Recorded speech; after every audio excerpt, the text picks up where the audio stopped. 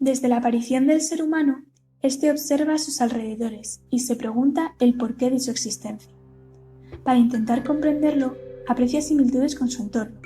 Un animal se mueve, al igual que él. Una planta necesita agua para mantenerse con vida.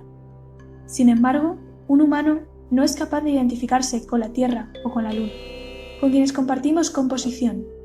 Identificarse con ellas es lo necesario para empezar a comprender el origen de nuestra existencia. Empecemos desde el principio.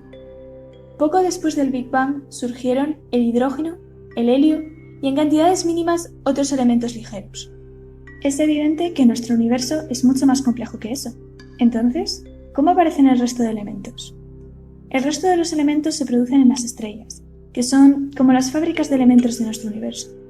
Allí ocurre un proceso llamado nucleosíntesis estelar, es decir, el proceso en el que los elementos que nos rodean se forman.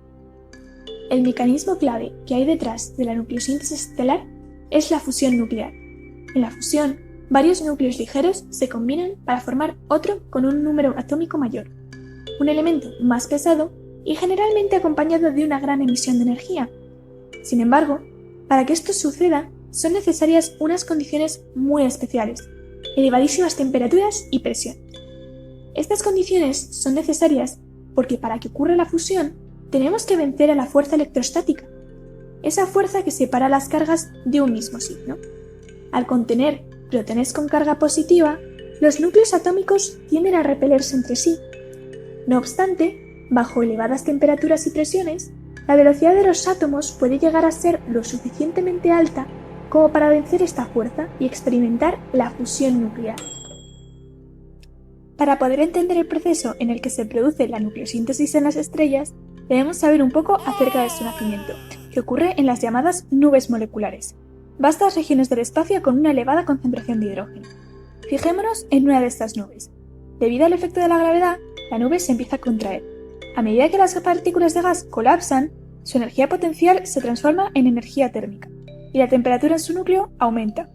Este proceso continúa hasta que la presión y la temperatura son tan elevadas que cumplen los exigentes requisitos de la fusión nuclear. Ha nacido una estrella.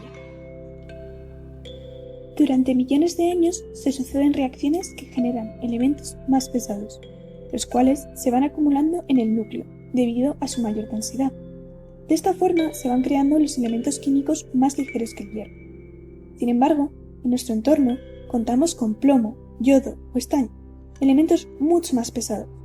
Para entender cómo se forman, tenemos que aclarar antes algunos conceptos sobre la fusión.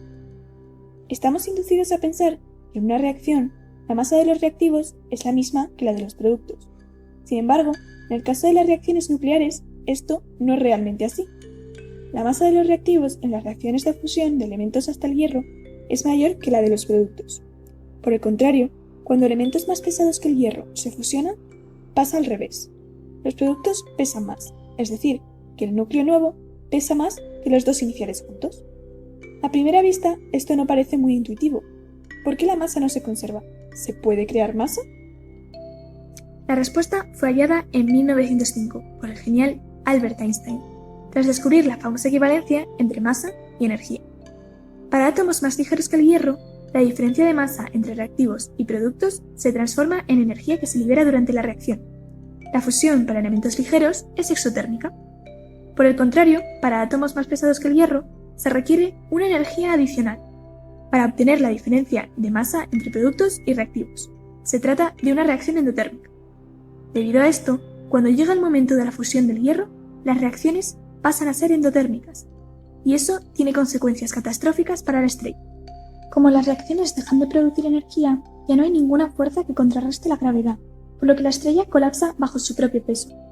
Mientras tanto, parte de la energía se emplea en la rápida producción de elementos más pesados que el hierro.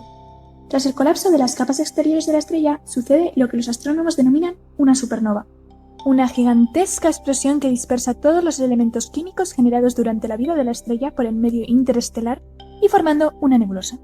Así, generación tras generación, las estrellas enriquecen poco a poco el universo de elementos pesados, lo que le permite desarrollar una química compleja y le dan la oportunidad de originar y albergar la vida.